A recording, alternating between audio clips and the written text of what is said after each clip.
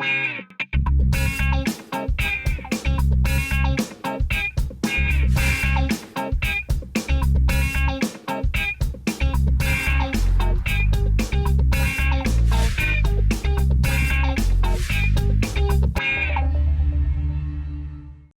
tal? ¿Cómo le va? Bienvenido a una nueva edición de Portal Agropecuario.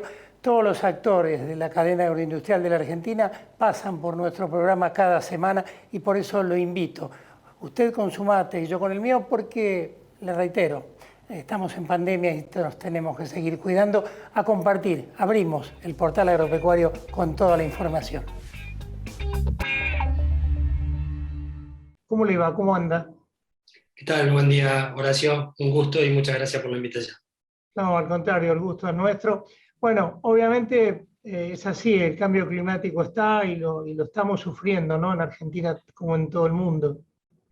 Sí, sí, el cambio climático es una realidad que la ciencia nos viene marcando con mucha evidencia que se viene acelerando y que la humanidad de alguna manera tiene algún impacto en generarlo y a la vez sufre de sus consecuencias. Así que en Argentina y en la actividad agropecuaria no somos exentos a esas dos consideraciones de cambio climático.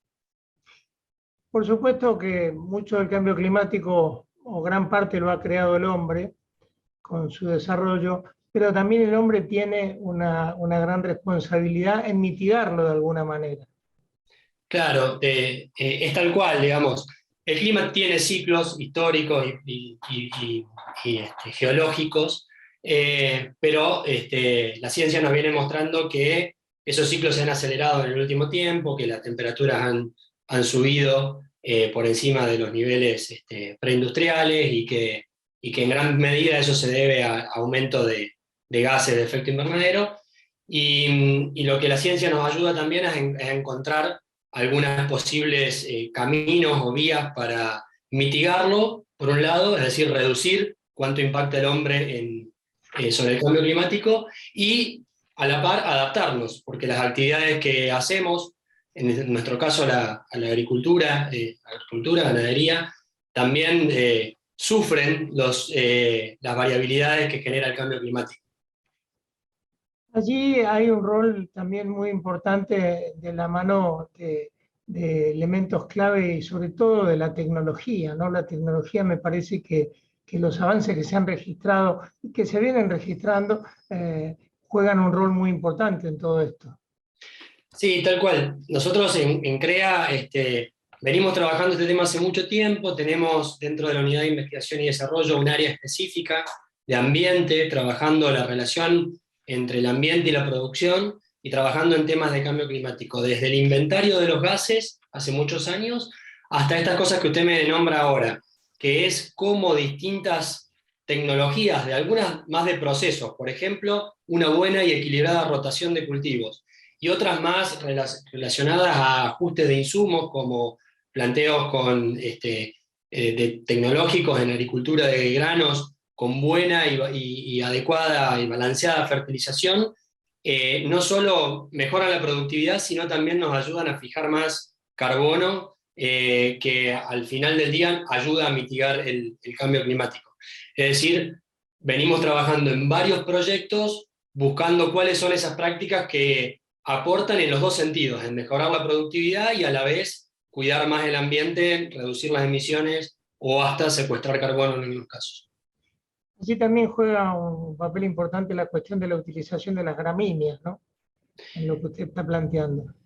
Exactamente, nosotros particularmente tuvimos un proyecto dentro del área de agricultura, de rotaciones agrícolas, en el que analizamos una base de datos de cada uno de los lotes de producción del movimiento CREA, que está agrupado en 19 regiones, y de ellas hay 12 regiones que hay mucha agricultura de granos, y pudimos como reconstruir toda la historia de la rotación de esos lotes y detectar cuánto menos, por un lado, cuánto menos impactan los lotes mejor rotados, los lotes que tienen un balance entre las gramíneas y las leguminosas en la rotación. Y por otro lado, algo bastante interesante de ese estudio fue que esos lotes mejor rotados, además, tienen menos variabilidad en los rendimientos, es decir, son más estables en situaciones más extremas de clima, que el cambio climático nos enfrenta a esas situaciones. Es decir, algo que genera el cambio climático es más frecuencia de eventos extremos, más inundaciones, más sequías, más fuego. Entonces, esa frecuencia nos va llevando a estar de cara a situaciones más complejas para producir, y los lotes con mejor tecnología y mejor rotados se adaptan mejor, sufren menos ante esos eventos extremos que son más frecuentes. Sí, incluso la cuestión que está ligada a la ganadería, ¿no? La eficientización de tener cada vez mayor cantidad de carne sin tener que incrementar el stock que pueda seguir generando daños, evidente también es un desafío para afrontar. Es un desafío enorme, tanto en agricultura como en ganadería.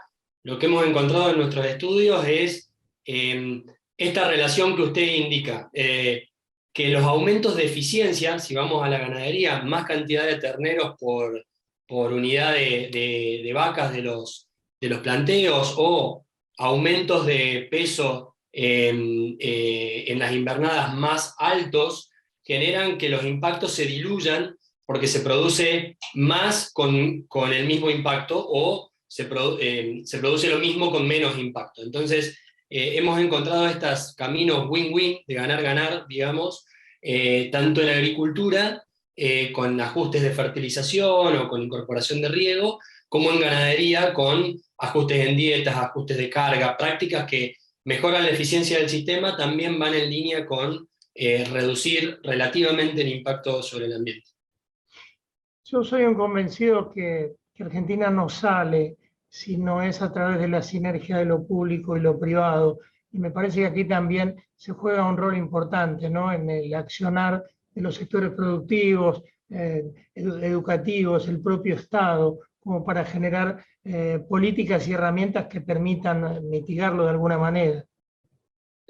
Sí, es tal cual, es básicamente usar la información, la mejor información que la ciencia nos da para generar las mejores señales, lo que esperamos, tanto las señales de los mercados que nos están pidiendo que hagamos las cosas cada vez mejor, y se está empezando a notar eso en los mercados, y también las señales desde lo público, desde la ciencia y técnica necesaria, articulada entre lo público y lo privado para generar la mejor información para soportar las decisiones, hasta las señales que vayan en línea con estos hallazgos que yo les estoy comentando, que nos permitan tener planteos de rotaciones balanceados, que nos permitan tener planteos de fertilización adecuados y balanceados a los cultivos, que nos permitan en los lugares que son necesarios incentivar que se incorporen riegos donde hacen falta, drenaje donde se hacen falta, inversiones donde se hacen falta,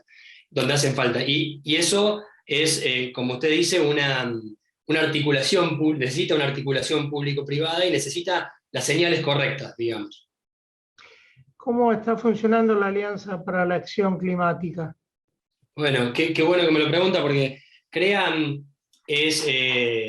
le cuento un poquito qué es la Alianza para la Acción Climática. Las alianzas para la acción climática son organismos que empiezan a ocurrir en varios lugares del mundo. Argentina creo que fue el 7º país que tiene una alianza. Son conjunto de organizaciones del arco privado, empresas, bancos, compañías, y del arco público también, organismos, gobiernos subnacionales, municipios, provincias, que se reúnen con un objetivo que es aumentar la ambición climática. ¿Y qué quiere decir aumentar la ambición climática? Generar más medidas pensando en mitigar el cambio climático o en adaptarnos al cambio climático, o sea que nos impacte menos. CREA, como organización de productores, es miembro fundador desde hace 5 años de la Alianza para la Acción Climática Argentina, y la alianza incluye organismos de distintos sectores.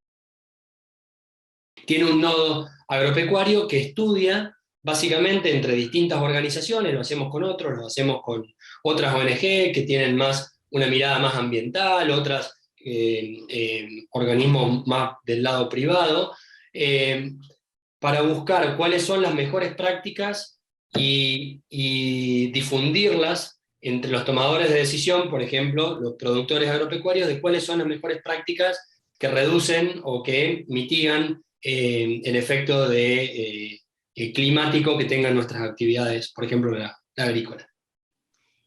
Por supuesto que todas estas cosas, como usted bien lo señalaba, ¿no? La ciencia, tienen que venir de la mano de la ciencia y la tecnología, las soluciones, porque en definitiva lo que se necesita son cosas concretas, estudios concretos, resultados concretos para poder vertir después eso sobre el medio ambiente.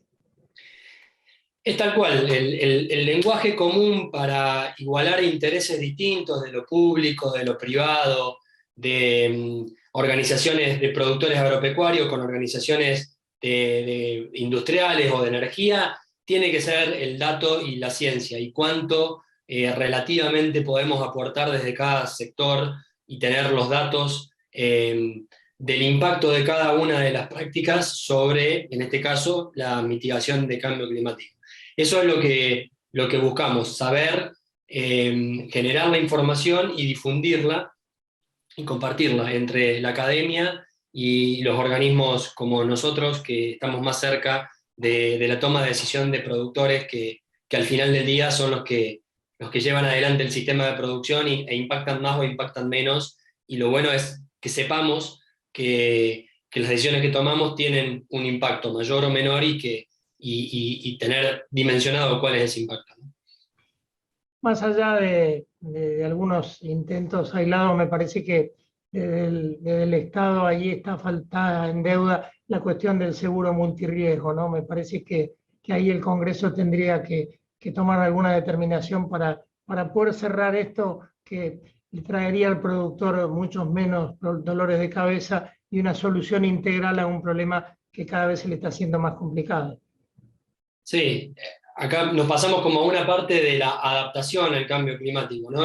Ante estas condiciones cada vez más extremas y más variables, hay distintas formas de adaptarnos. Desde cuestiones tecnológicas, por ejemplo, los productores cada vez hacen más maíz en fechas de siembra tardía en base a adaptarnos al cambio climático o mejores rotaciones o adaptación de la fertilización.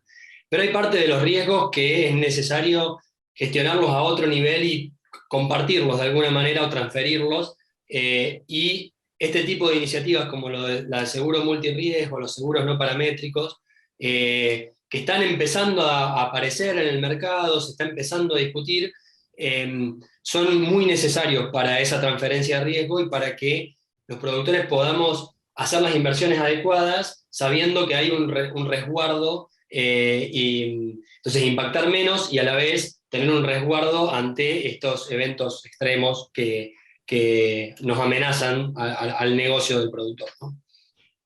Hasta aquí una nueva edición de Portal Agropecuario. Lo invito a compartir la próxima semana un nuevo programa con todo el quehacer cotidiano de esta agroindustria que es generadora de divisas, de mano de obra, de arraigo en el interior profundo de la Argentina, una de las actividades más dinámicas que tiene nuestro país. Chau, que tenga una excelente semana.